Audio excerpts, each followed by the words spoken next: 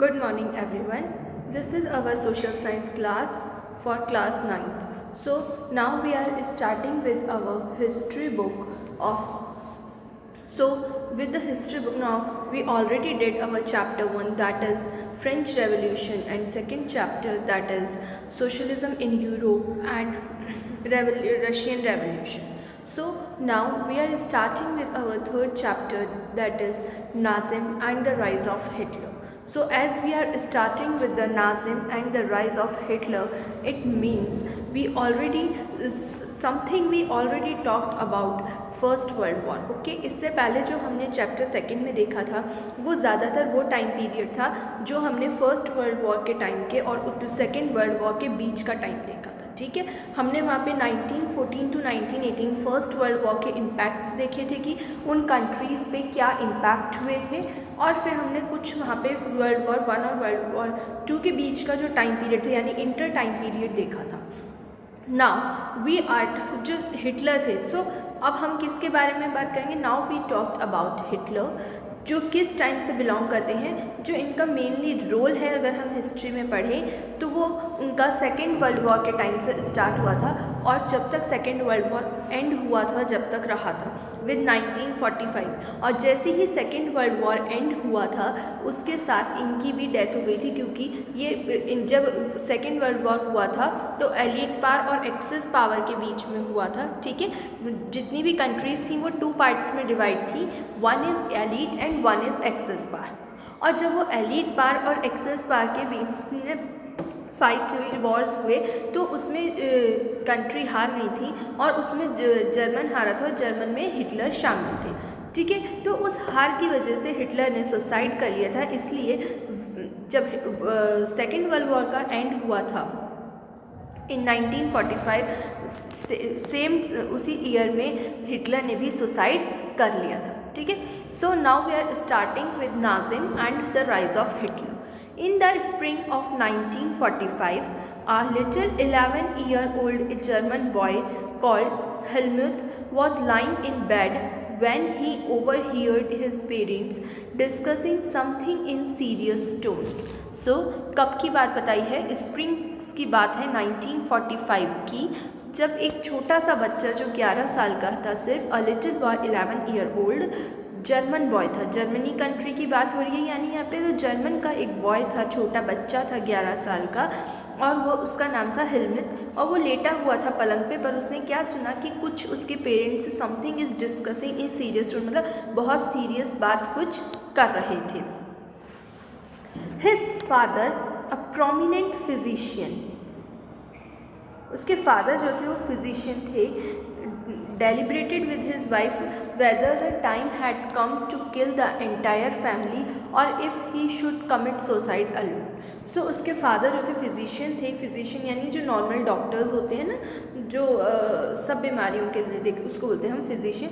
तो his father a prominent physician deliberated with his wife, तो deliberately यानी कि कह सकते हैं पूरी तरीके से समर्पण करके, है ना, डेलिब्रेटली, या हम कह सकते हैं seriously, whenever whether the time had come to kill, कि अगर कोई कभी मरने की बात आती है तो द एंटायर फैमिली और if he should commit suicide alone, कि या तो वो सब ही मर जाएंगे या फिर वो अकेले सुसाइड कर लेंगे. मतलब कि वो बात कहती है कि अगर कोई इतना हार्ड टाइम आता है, उनके ऊपर कोई प्रॉब्लम्स आती हैं, तो उस टाइम पे बेटर है कि वो उस चीज़ को फाइट करने से, वॉर में किसी और के हाथों मरने से, या तो खुद मर जाएंगे और पूरी फैमिली खुद ही सुसाइड मतलब कर लेंगे. अपने आप को तो वो कम से कम सुसाइड कर लेंगे, मार लेंगे.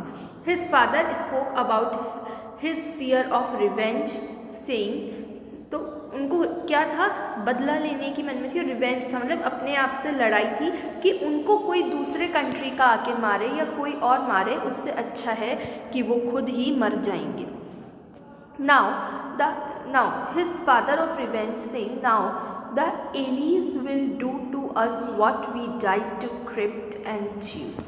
तो मतलब कि अब दूसरे एलीज कंट्री यानी जो उनसे, क्योंकि जो फाइट थी वो एलीज और एक्सेस पार दोनों के बीच में थी, तो का मानना ये था कि इससे अच्छा होगा कि एलीज हमको आके मतलब दूसरे कंट्री के लोग जो दूसरी पावर के कंट्री हैं वो आके हमें मारें, इससे अच्छा होगा।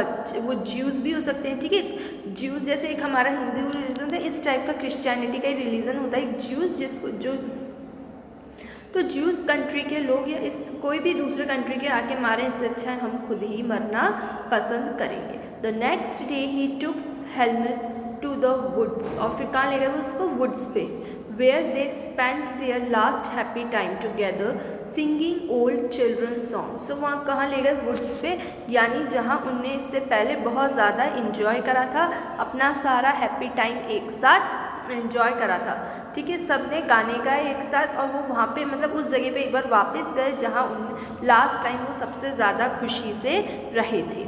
Last happy time together singing old children song, और बच्चों के लिए अच्छे अच्छे गाने भी गाए थे। Later helmets father shot himself too in his office, और इसके बाद थोड़ी देर बाद उन्हें पता चला कि जो उसके फादर थे उनने अपने आप को शूट कर लिया अपने ऑफिस में ही।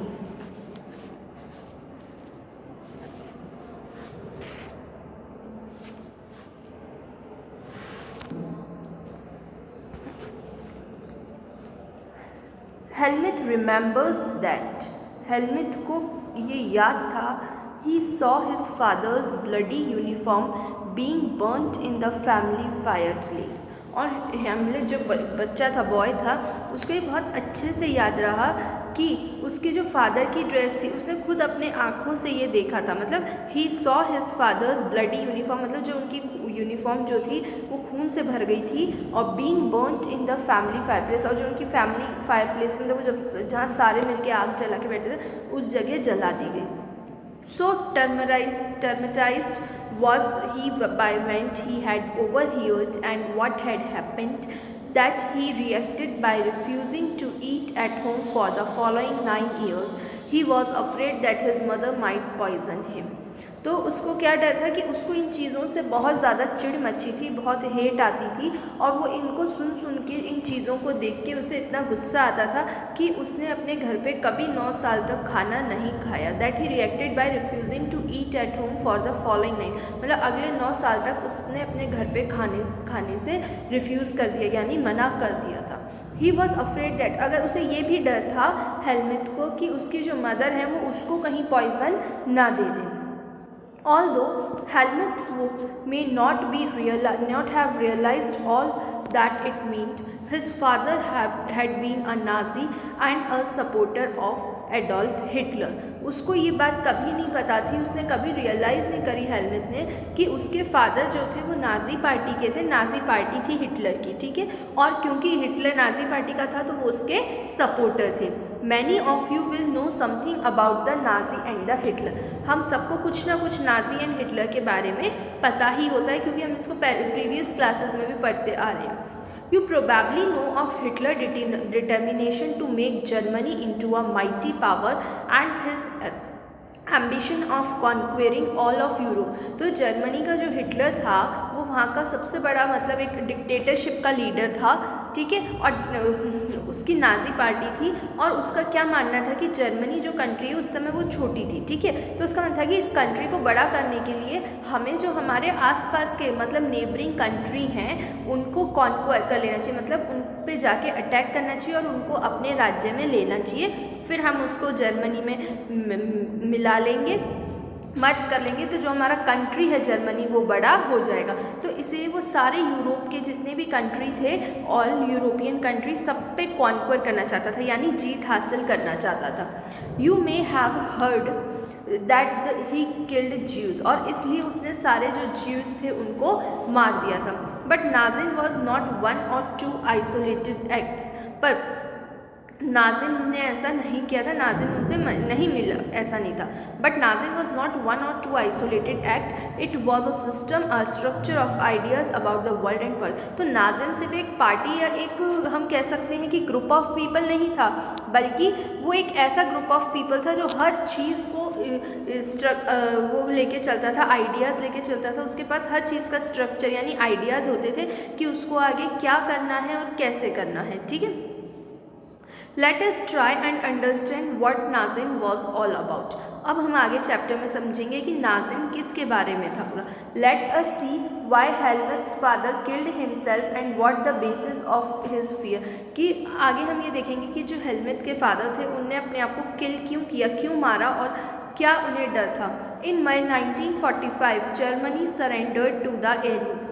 और 1945 में जर्मनी कंट्रीज़ ने एलीट कंट्री, क्योंकि जर्मनी एक्सेस पावर में आता था और एलीट पावर में वो आते थे जो ज़्यादा पावरफुल कंट्री थे, तो जर्मनी ने 1945 में अपने आप को सरेंडर कर दिया यानी सुपुर्द कर दिया। Anticipating what was coming, Hitler, his propaganda minister Goebbels and his entire family committed suicide collectively in his Berlin bunker in April। क्योंकि जो हिटलर की पॉलिसीज़ थी, जो आइडियाज़ थे, जो स्ट्रक्चर था वो ढंग से वर्क नहीं करा और जर्मनी एलीट पावर से हार गया था। तो क्योंकि जर्मनी ने फर्स्ट वर्ल्ड वॉर में भी फाइट करा था, वो उस समय भी हारा था। और जब जर्मनी फर्स्ट वर्ल्ड वॉर में हारा था तो उसने बहुत ज़्यादा कंपनसेशन यानी बहुत सारा फाइन के तौर पे मनी और लैंड इंग्लैंड को दिया था। ठीक है, थोड़ा सा अपने जो कंट्री का लैंड था वो भी इंग्लैंड को दिया था और प्लस में फाइन भी दिया था बहुत सारा।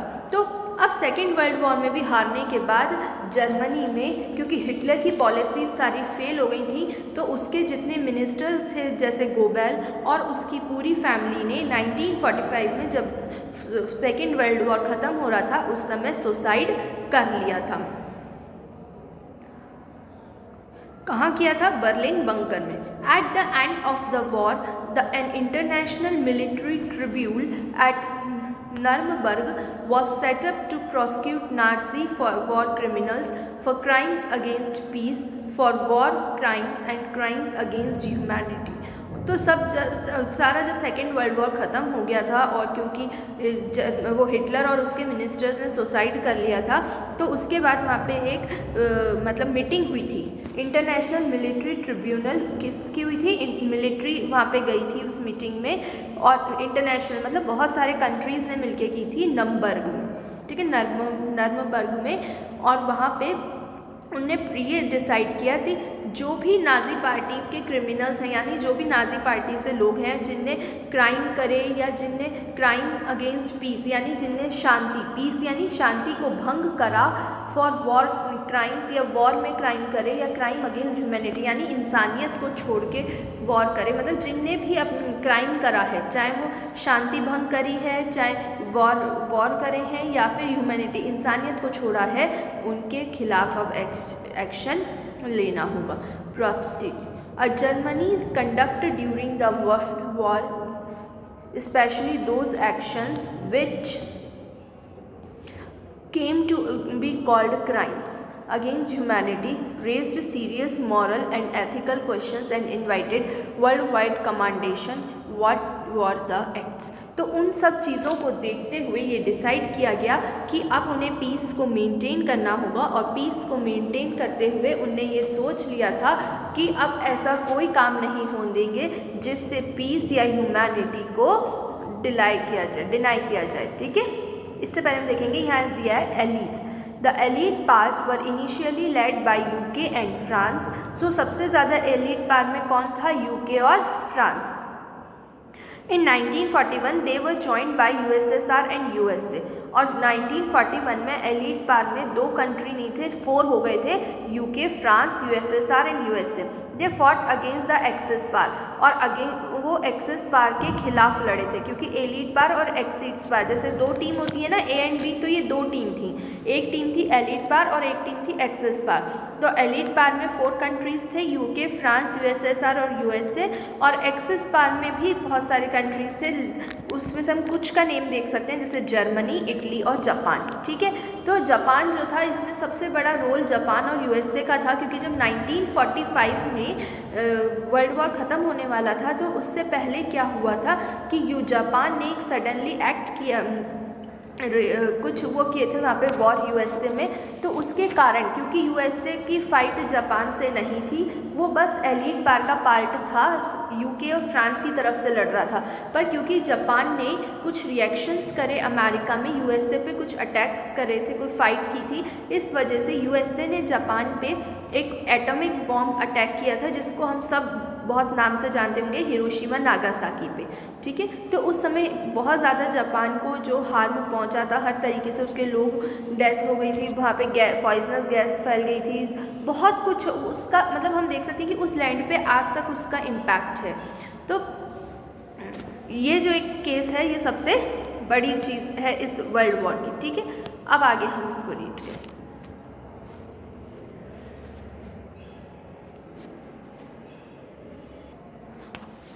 इसके आगे हम नेक्स्ट वीडियो में करेंगे।